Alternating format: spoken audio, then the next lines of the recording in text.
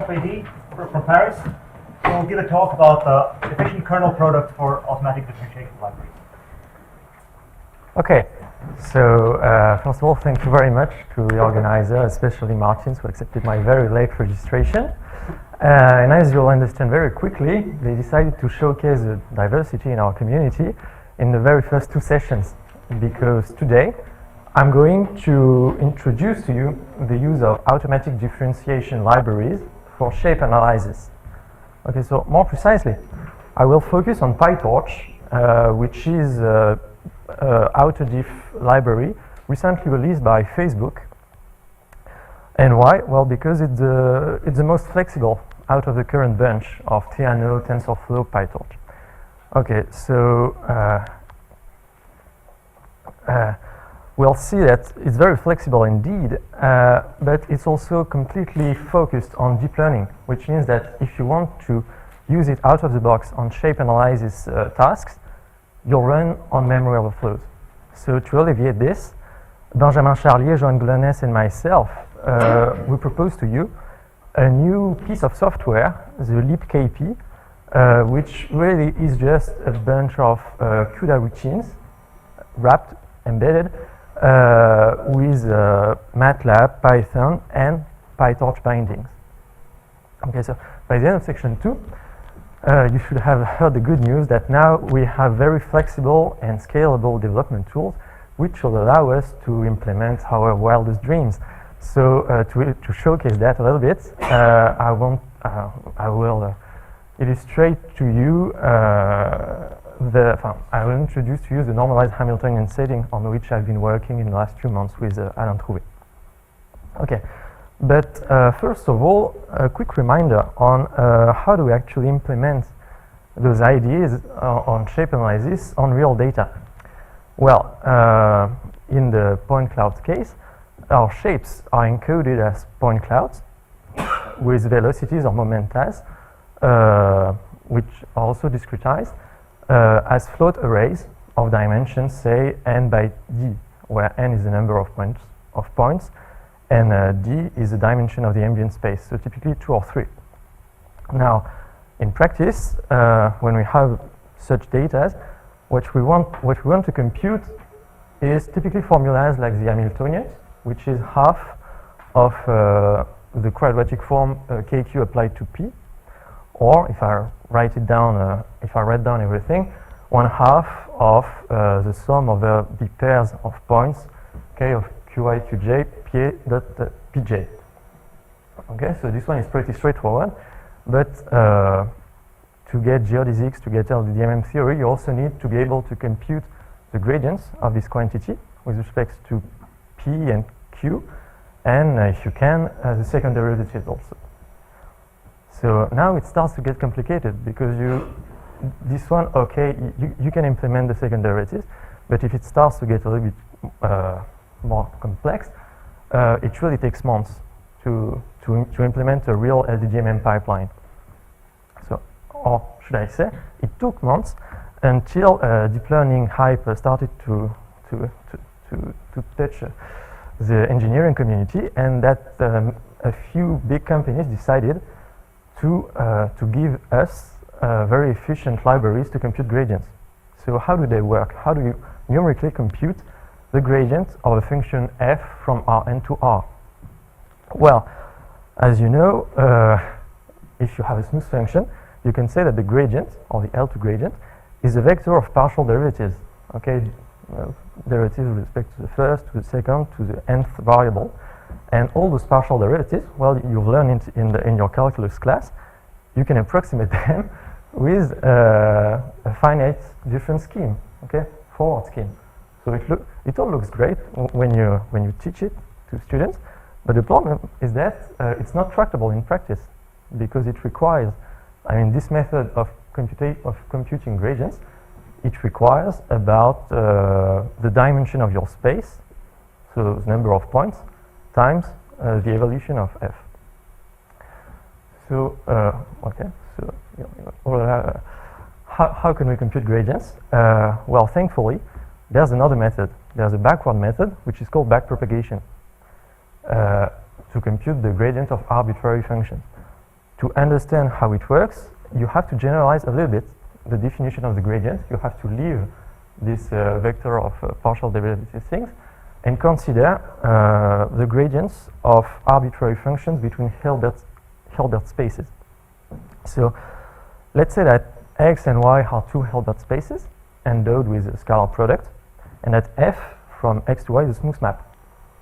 Okay, so what you know is that you can define this differential from x to y, and you can also define the adjoint of the differential from y star, so the dual of y, to the dual of x.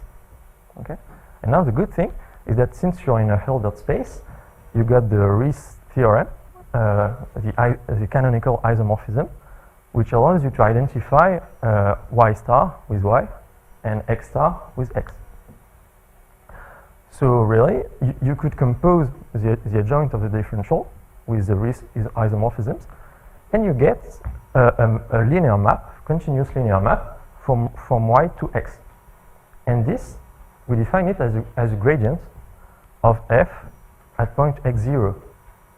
Okay, so it's coherent with the previous definition, because if x is Rn with a standard scalar product, and if y is R with the trivial scalar product, then you know that the Riesz isomorphism is simply that if you take the linear map, you take its matrix in the canonical basis. And then the adjoint is just taking the transpose. So really, the differential is the row vector of partial derivatives, and so the adjoint of the differential, the gradient, it's this. Okay, so why did I go to such lengths to redefine the gradient? Well, that's because with this definition, you know how to compute the gradients of a composed function. Okay, because this the vector of derivatives, you could only use it with functions which had real value, which were real valued. While here, it's any type of function. So let's say that f, okay, is a composition of g and h. Okay, so what you know that the chain rule dx, yeah, it moves a little bit, sorry, at x0.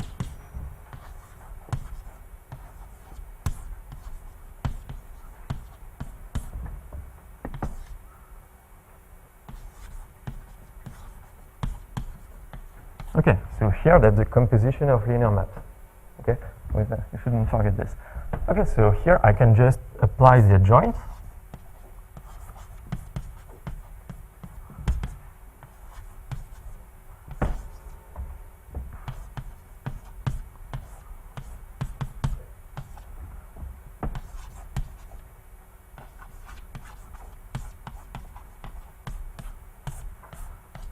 Okay, apply the Riesz isomorphisms, and here I go. I got the chain rule for gradients.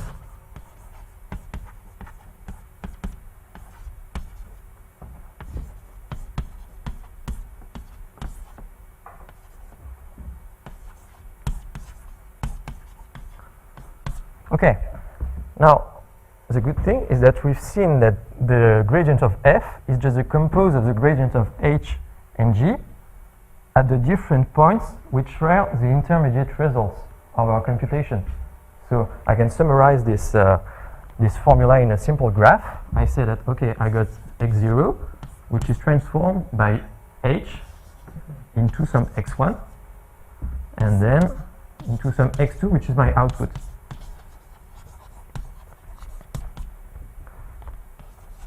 Okay, and then what I got,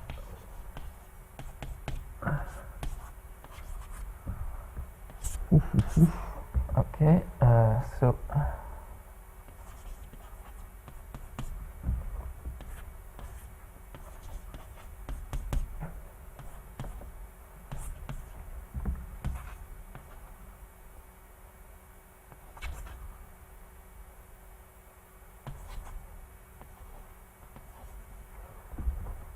okay, this what does this diagram mean? It's that, okay, so this is my forward path, so my program, x0 goes to, is transformed into x1, is transformed into x2, and this is a f of x0. But then, okay, so this gradient, it's a linear map from R, okay, because if f goes from Rn to R, okay, so its gradient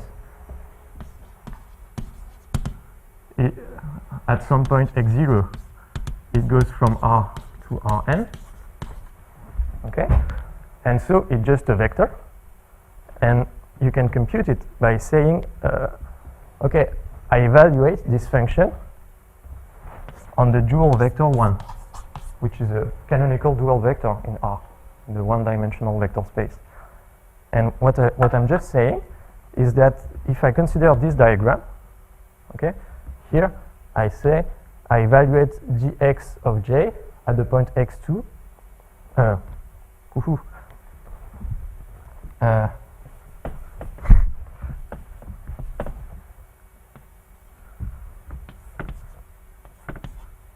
Sorry, it's like that. Okay, here I say I evaluate gx of j at the point x1, which is h of x0, on 1, which is x2 star. Okay, and then so this vector I apply gx of h on x0, and then in output I got my gradient.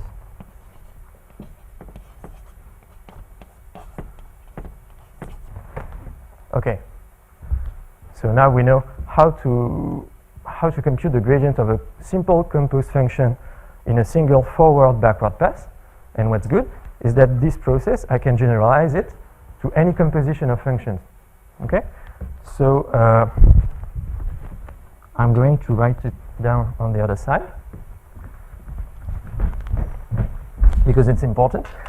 Let's say that I got x0, which belongs to a space E0, okay, f1, x1, f2, x2, blah blah blah.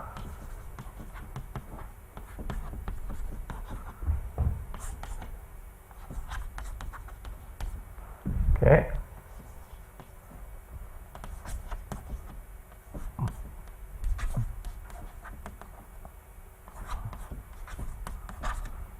Okay. Okay, so this is a forward computational graph. Okay.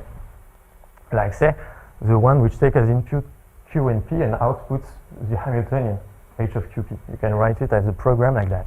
Okay. Then what I know is that the diagram that I'm about to write down now is the one that gives you the gradient. So there is the following variables.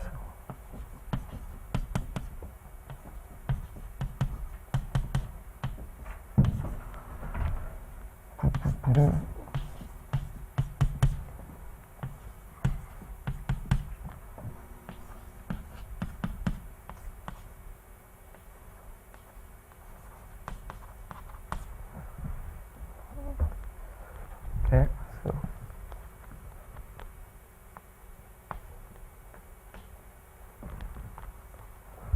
okay, here take as input 1. Here I got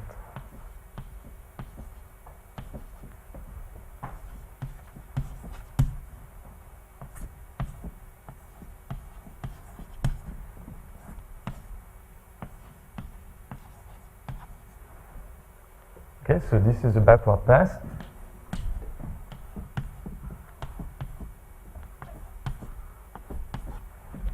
And what is needed are the following values. Okay, so here in this diagram, I've just written if I get the forward, what this tells me is that if I have a program and if I assume that all the computations, obviously the FIs, they are encoded as computer programs, but if I also have programs for the adjoints of the operators, the FIs, then I can compute in a single pass from x0, I get for free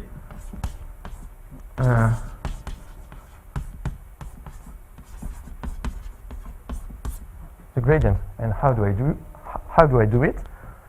I go forward, so I compute, and very important, I store in memory all the intermediate results.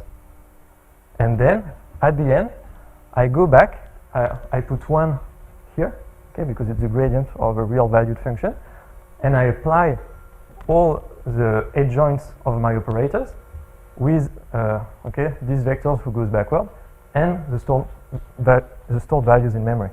Okay, so this is backpropagation, and really this is what TensorFlow, Theano, PyTorch, they are all about.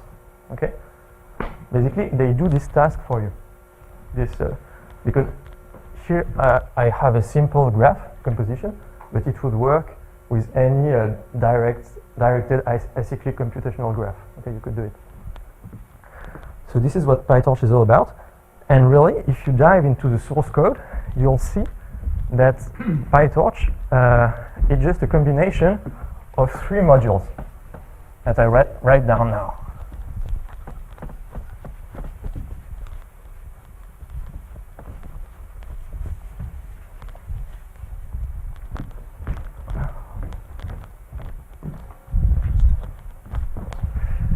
Okay.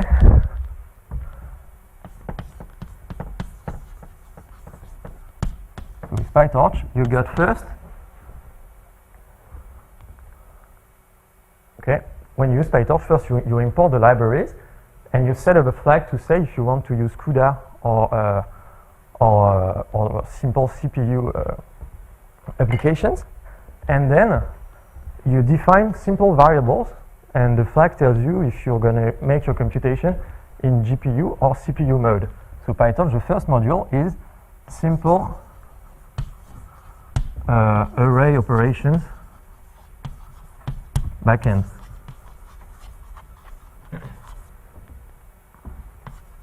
So CPU, GPU. Okay, so this is kind of NumPy light or MATLAB light. But then on top of that, those libraries, they add a graph manipulation module. Okay, so when you have your tensors, what you do is that you embed them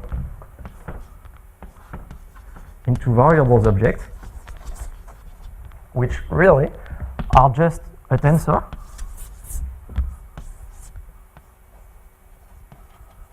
and a graph. This is important. A graph history. Okay, and then once you have defined this architecture, you simply you use a long list of FIs, delta x of FIs, which are predefined.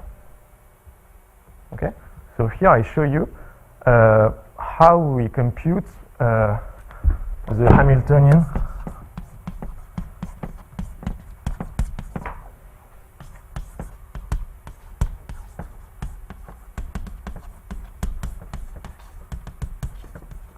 Okay, so if you ever done it in MATLAB, you know that, well, you have to take Q, you turn it into lines and columns, then you build the matrix of the square norm differences, then you apply pointwise a Gaussian, then you make the matrix product KQP, and then you take the dot product PKQP. Okay, so all of those operations, they're just like MATLAB, with one important bonus, which is that there's a graph history which remembers the forward, who comes from where. Okay, and then with this very simple syntax, we leverage this graph stuff to basically to execute this algorithm there, the backpropagation algorithm.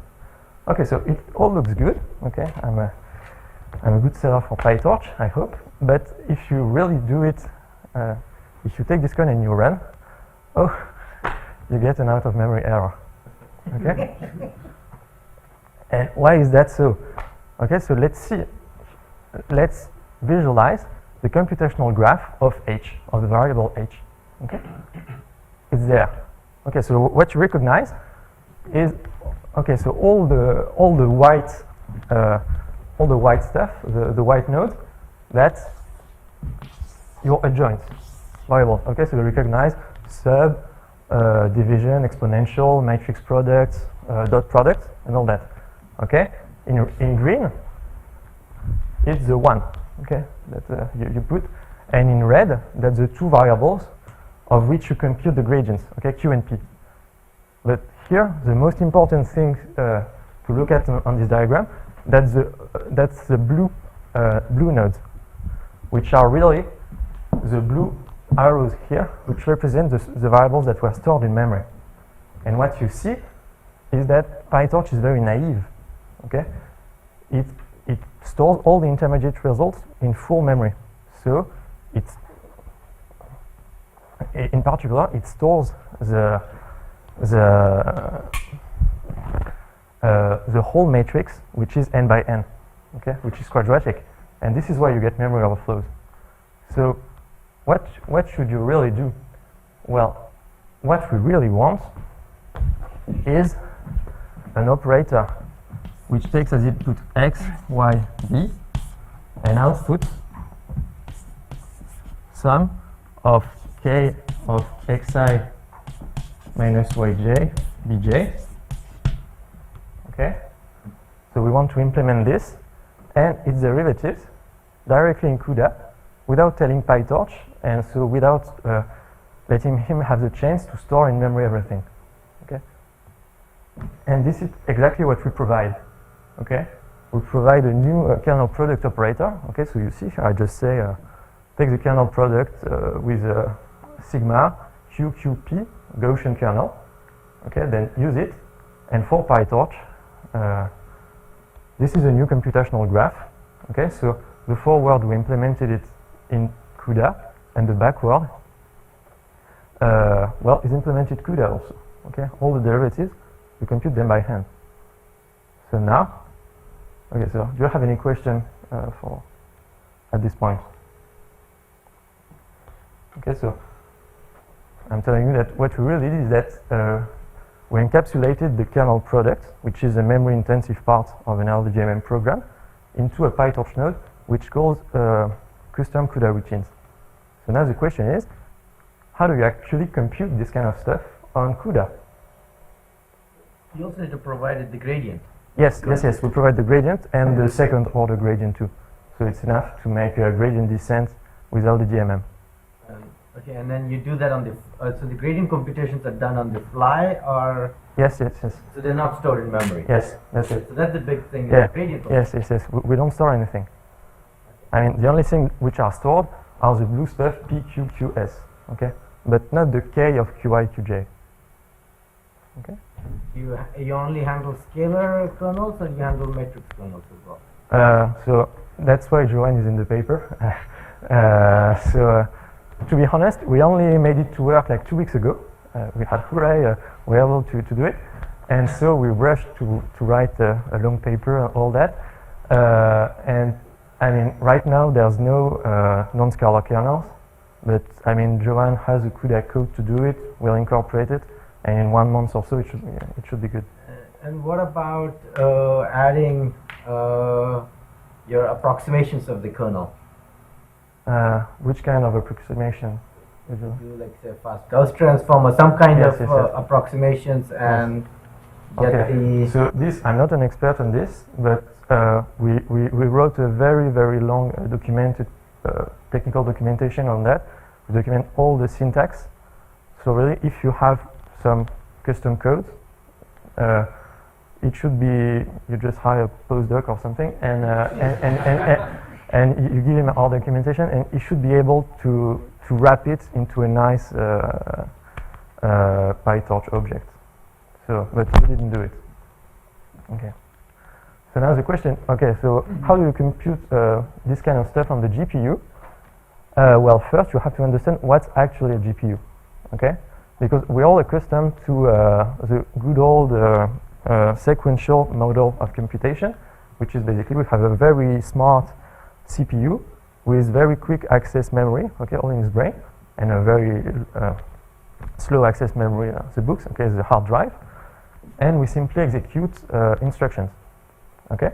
But the thing is that if you want to scale up things, you have to parallelize, okay, and that's the problem that in the 19th century, people encountered this problem, Okay, how do you compute what kind of tax should people pay in the colonies, or in England or in the US?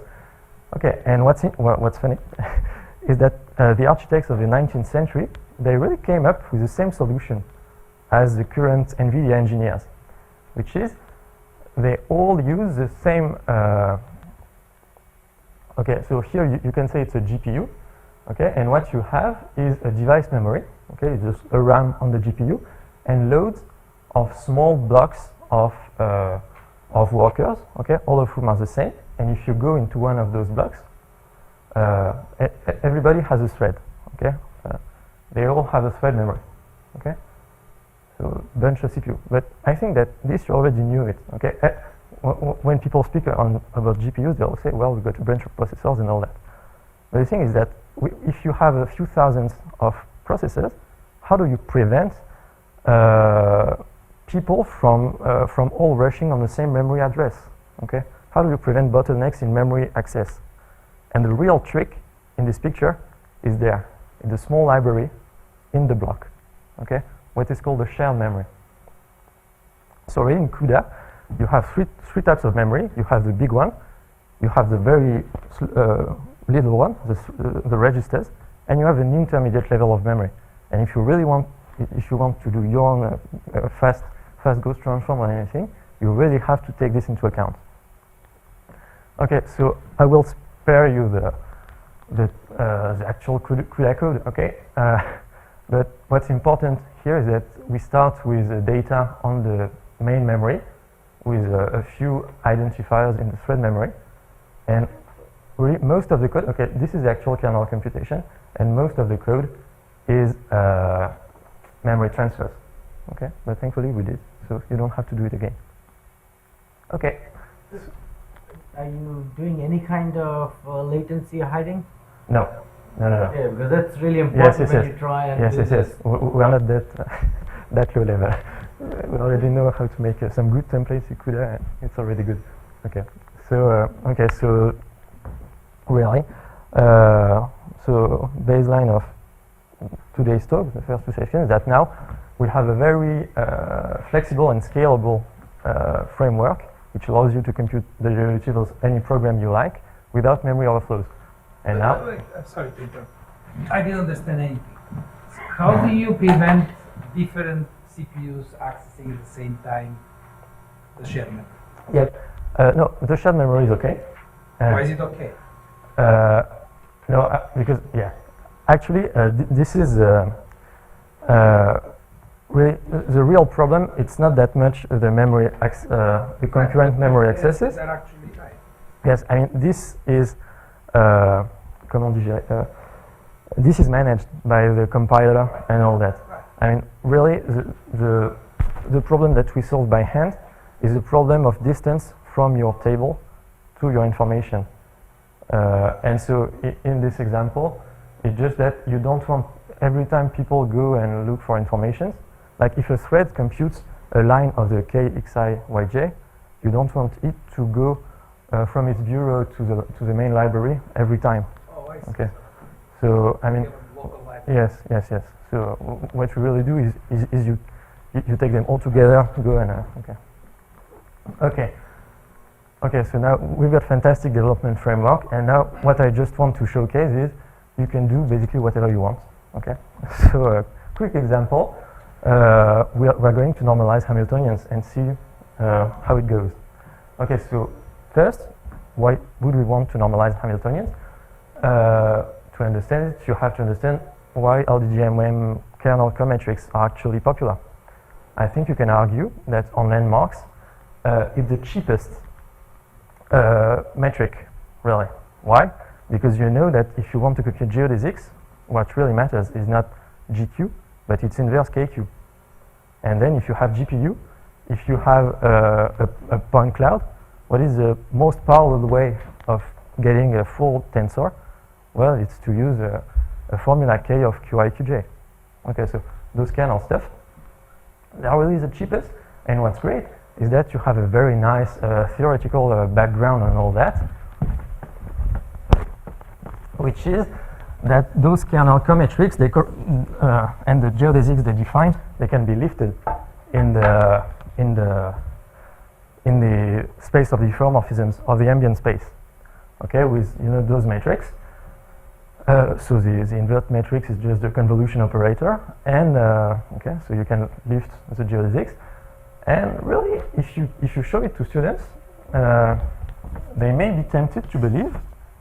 Okay, when you see those formula, you could be tempted to believe that LDDMM it makes a very nice interpolation between translations only model. Okay, when the radius of your kernel is infinite. So you only allow translation, and kind of Wasserstein metric, L2 metric, when the size of the kernel is very small. Okay. So and I have to say, if you try to make this matching with a routine, okay, when sigma is big, you get a translation. Maybe you get this kind of trajectory. Okay, and if sigma is very small, what you will see, if you're not careful enough, is this. And then you say, hooray, we got an L2 metric and interpolating metric between the two. Okay, but the problem is that really this is not the actual geodesic, the minimizing geodesic. Because if you've read stuff like Mario Micheli's paper, you know that in reality, when you decrease the size of the kernel, what you get is more those kind of trajectories. And when sigma goes to 0, you get those kind of degenerate trajectories.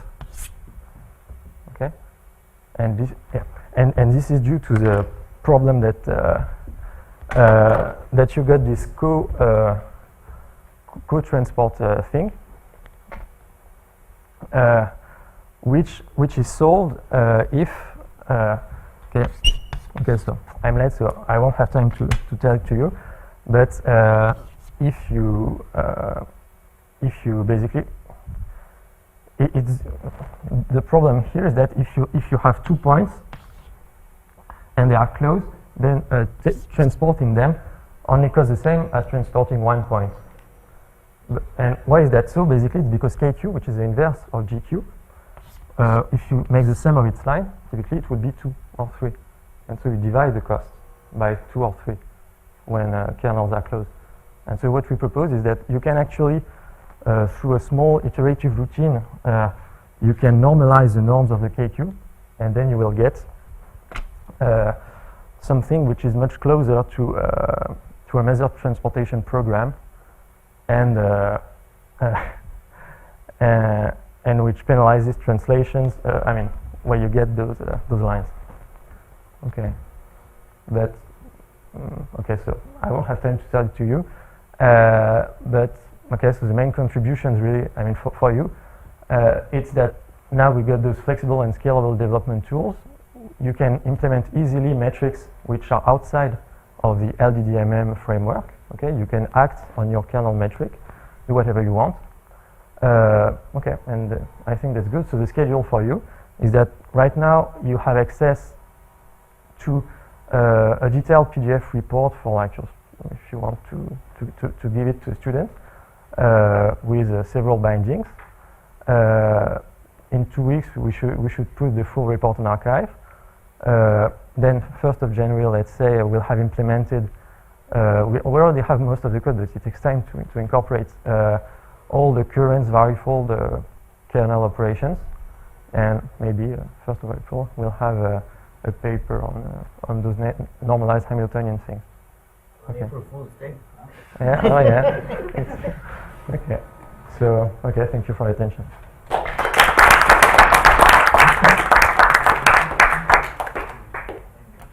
Are there any questions for Joan? I have a question about this computational constellation of PyTorch. So, how does CUDA, how do you allow for like parallel execution? How do you circumvent the Python GIL? The Python GIO. What is GIO? So the interpreter lock. So, like if you want to do like stuff in parallel in Python, I know you can use MPI, which just spawns a lot of the same programs. And then Yes, yes, yes. Oh, yes. I mean, really, those libraries, they have a Python interface, but really, if you just scratch the surface of the library, it's all C++ and CUDA. So, I mean, when you see this program,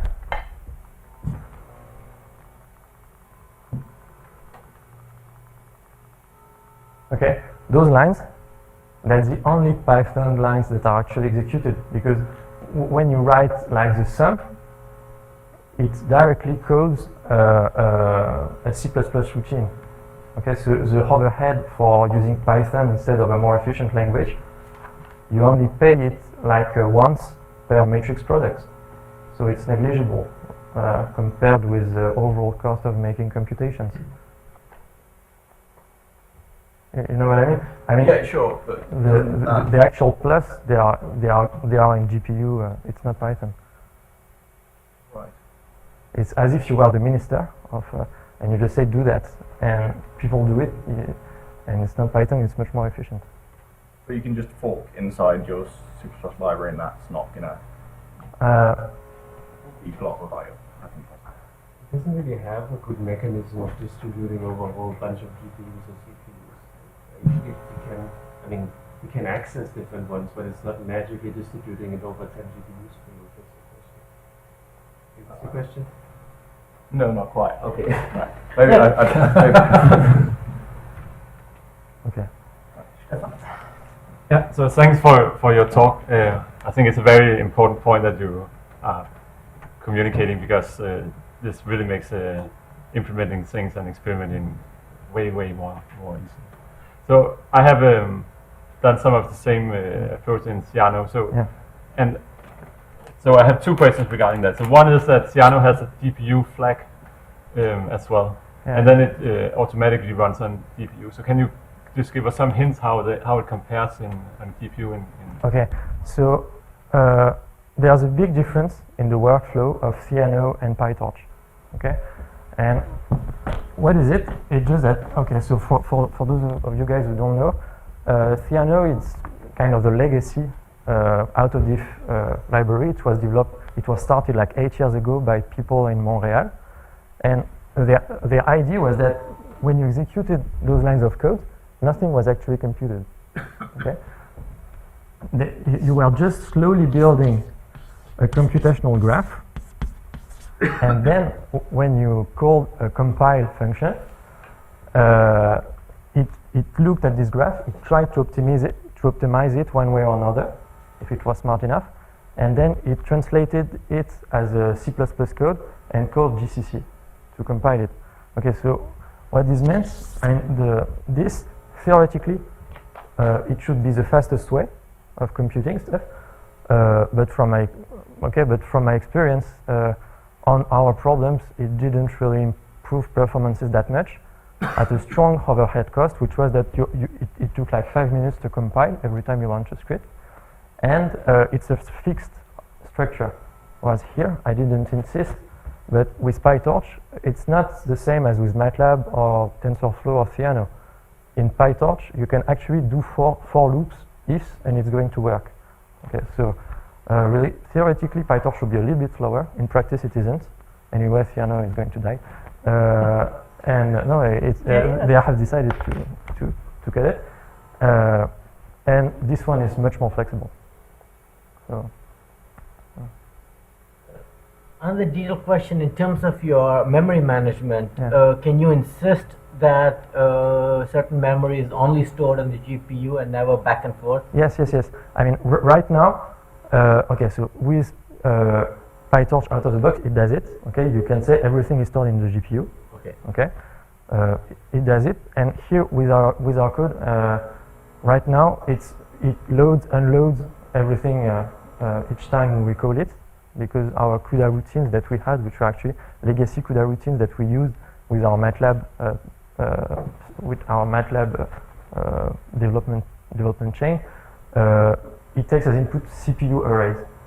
But I mean, really, it's simple to fix. You just have to fix the loading and unloading part, which is not the That's a calculation. huge bottleneck Yes, if you're yes, putting it into any kind of. Yes. So it's part of the thing we're going to fix and which are quite easy. It's just a comment to the differences between the graph and PyTorch way of doing it. In Ciano, you can do some things that are really you can, for example, take up like 6 and 7 orders of, derivatives and compute curvatures and so on. Yeah. I'm sure it's possible to do the same in PyTorch, but I think it's still an open question if the graph-based approach works best compared to PyTorch. It's not very clear, and really what you have to keep in mind is that PyTorch is very made for deep learning. It's less research than Ciano, and what it means is that theoretically this framework should be able to do derivatives up to any order, but in practice the guys in the PyTorch team, they only implemented the second derivatives or their operators like 1 month ago. So I mean, I won't sell you a fake hope. So right now you cannot do 5 order derivatives. Okay, but one day, you know, because we only used very simple linear algebra operations, where basically the gradient, it can be expressed as the other operation, so you can bootstrap and make the derivative even further. Someday it should work, but right now not at all.